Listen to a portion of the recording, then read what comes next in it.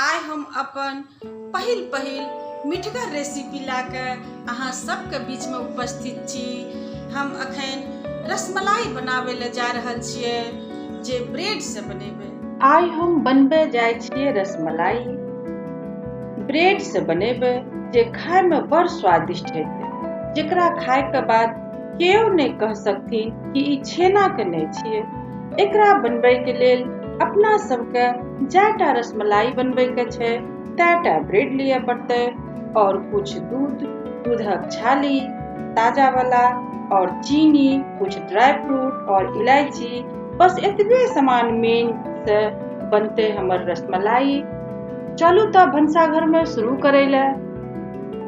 दूध 1 लीटर लाके और ओकरा गरम करबै, खूब गरम करबै, एतेक देर गरम करबै कि 1 लीटर से 1 पाव जब तक भए जेतै तब तक हम एकरा गरम करैत रहबै। काट में जे छाली लागतै तेकरा सबटा के छोड़ा के छोलनी से चम्मच से छोड़ा के बीच में आनबै और चलबैत रहबै। और इलायची पाउडर, छोटा 7टा इलायची के पाउडर बना के सेहो दे देबै एहिमे और चलबैत रहबै। ता तक चलेबै जा तक 1 पौआ दूध नहीं बचि जाय। और ओकर बाद जे छै से एहिमे चीनी लागतै। हमे तऽ एहिठिना मिश्री दे रहल छियै और अहाँ जे छै से चीनियो के प्रयोग कऽ सकै छियै। तऽ हमे तऽ पाउडर बनल छै, हमरा मिश्री के तऽ पाउडर देलियै, नहीं तऽ ओनाहियो गोटो चीनी देबै तऽ ठीके छै, किया तऽ गरम भए जेतै। तऽ 1 कटोरी छोट कटोरी से चीनी लेबै, ताहिमे से 2 चम्मच निकालि लेबै, पाउडर बना के राखि लेबै जे मलाई में मिलबे पड़तै, आ बाकी जे छै से दूध में दे देबै। और केसर भी दे सकै छियै, आ केसर यदि नहीं हुए तऽ 1 चुटकी हल्दियो पाउडर दे सकै छियै। हम एहिमे जे छै से कनिटा केसरो देने छियै। तऽ बेसी गरम के दिन छै तऽ बेसी केसर नहीं देलियै, गर्मी होइ छै खराबियो करतै, ताहि दुआरे फ्लेवर खातिर कनिटा केसर दे देलियै और कलर के खातिर कनिटा हल्दी दे देलियै, नहीं तऽ और कनी केसर देतियै तऽ एहन सुंदर कलर एतियै। तऽ आब देखियो हमरा सबके ई बन के जे छै से तैयार छै खोया। आब जे छै से एहिमे हम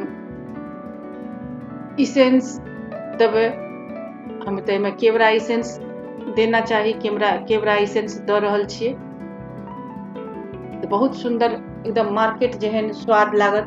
तऽ केवड़ा इसेंस 8 से 10 बूंद दे देबै और चलेबै। आब लगभग हमरा सबके जे छै से ई तैयार भऽ गेलै हन। एकरा एक साइड कर देबै ता तक ठंडा हेतै। और एने जे छै से हमरा ताजा मलाई 1 कटोरी लगभग 4 चम्मच लाके और ओकरा जे छै से चलेबै। और ओहिमे जे छै से ओ जे चीनी 2 चम्मच जे निकालने रहिए पाउडर जे कहलिए लागतै, ओ 2 चम्मच चीनी के पाउडर एहिमे मिलेबै। और 2 चम्मच चीनी के पाउडर मिला के एकरा जे छै से कनिटा और बढ़िया से मिला देबै, फेंट देबै, किया तऽ ओ पानियो छोड़े छै एक रत्ती, तऽ फेंट देबै तऽ बढ़िया से मलाई में मिल जेतै, सूख जेतै। आ ई जे छै से 7टा काजू लेलियै, ओकरा महीन महीन लम्बा लम्बा काटि लेलियै। और पिस्ता लेलियै 6 गो 7 गो, ओकरो महीन महीन काटि लेलियै। बादाम लेलियै 6 गो 7 गो, ओकरो महीन महीन काटि लेलियै। आ 6टा 7टा इलायची के पाउडर ओहो दे देलियै। आ कनी कनी ड्राई फ्रूट कटलका राखि लेबै जे ऊपर से सजबै में काम एतै। आ ओकर बाद एहिमे जे छै से 2 चम्मच चीनी वाला पाउडर से दे के कम बेसी लागत तऽ अपन स्वाद के हिसाब से दे देबै। कुछ लोग कनिटा बेसी मीठगर खाइ छै, कुछ कम खाइ छै। तऽ हमे देखलियै जे 1 कटोरी मलाई में जे छै से 2 चम्मच चीनी खूब बढ़िया से भए जाइ छै, एकदम सही परफेक्ट। तऽ ओकरा मिला के एक साइड कर लेबै। आ इधर जे छै से एकदम फ्रेश ब्रेड हमरा लेना छै, एकदम फ्रेश ब्रेड लेबै जे एकदम नरम हुए, सॉफ्ट हुए। और ओकर बाद एक कात से जे ब्राउन रंग के रहे छै एक रत्ती हार्ड हार्ड वाला, तेकरा काट के निकाल देबै। आ ई जे हम काट के निकालबै तऽ एकरा बर्बाद नहीं हुए देबै। हमे एकरो रेसिपी लाके अहाँ सबके बीच में एबै, एकर जे छै से 2टा 3टा चीज हम बनेबै। तऽ ओहो रेसिपी हम लए कऽ एबै अहाँ सबके बीचमे शेयर करबै, अहाँ सब लाभान्वित होबै ओहिसँ, हमरा बड़ खुशी होइत। तऽ ताले जे छै से ई सब ब्रेडके कातवला जे छै से काटि कऽ हटा देबै, खाली बीचवला उजरका पोर्शन लेबै जे खूब सॉफ्ट और नरम हुए। तऽ सबटाके पहिने काटि कऽ एक रंग कए कऽ एक साइडमे धरने जेबै। तऽ ई ब्रेड जे छै से जएटा रसमलाई हमरा लागतै तएटा ई ब्रेड एगोसँ एगो रसमलाई बनतै। बहुत सुन्दर रसमलाई बनतै, एकदम छेना से भी सुपर लागतै खायमे। तऽ ई सबटा काटल भए गेलैए। ई साइडवला के उठा कऽ पहिने जे कटलका छै ओकरा साइड कए दै छियै। एकर बहुत सुन्दर रेसिपी हम लए कऽ आयब, बनेबै अहाँ सब।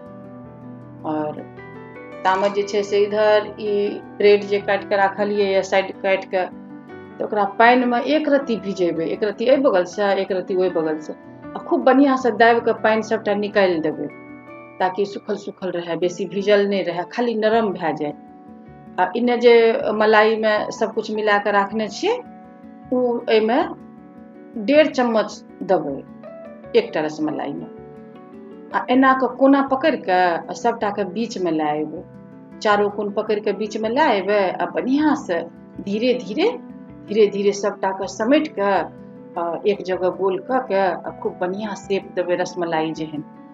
और एक रत्ती बेसी प्रेशर लागि जेतै तऽ तर देने मलाई निकलि जेतै, तऽ ओ हमरा नहि करना छै। एकदम हौले हौले हाथसँ खाली शेप खूब सुन्दर रसमलाईके दए देना छै, और हमर ओ अन्दरमे जे फीलिंग छै से निकलै नहि। तऽ ओहि हिसाबसँ खूब बढ़िआँ बहुत आरामसँ भए जाइ छै। जब बनेबै ने तऽ बहुत सुन्दर और आरामसँ भए जायत। तऽ एना बना कऽ सबटाके राखने जेबै। ध्यान हमरा ई राखने छै कि बेसी गिल नहि करबै, पानि एक रत्ती लगेबै सॉफ्ट भए जेतै। ओहिमे ओ मलाईवला बैटर जे तैयार करने छियै से दए कऽ खूब बढ़िआँसँ गोल गोल कए कऽ खूब बढ़िआँसँ रसमलाईवला शेप दए कऽ एक कातमे कऽ राखने जेबै। तब ई मिठाई एहन छै कि अहाँ बना कऽ एखन कोरोना कालमे बाहरवला नहि खाइ छियै, हमसब केओ नहि खाइ छथिन। तऽ ई बना कऽ एना ब्रेडवला गोल गोल कए कऽ फ्रिजमे राखि लेब, और उन्ने जे छै से ई दूधवला जे बनेलियै हन से बना कऽ राखि लेब। तऽ ओहिमे जे छै से आब जे छै से एहिके ऊपरसँ देने जेबै और रबड़ीके कनिटा बेसीके देबै, किया तऽ कनिटा सूखऽ लागै छै रबड़ी, और जेना जेना देरी होइ छै तऽ मोट भेल जाइ छै ने, तऽ रबड़ी कनि बेसीके देबै। एना जितना ड्राई फ्रूट देने रहियै तरमे मलाईमे मिलेने रहियै सबटा जे कहलियै रे कनि कनि राखि लेबै ऊपरसँ सजबै लए, तऽ ओ सबटा ऊपरसँ दए कऽ सजा लेबै।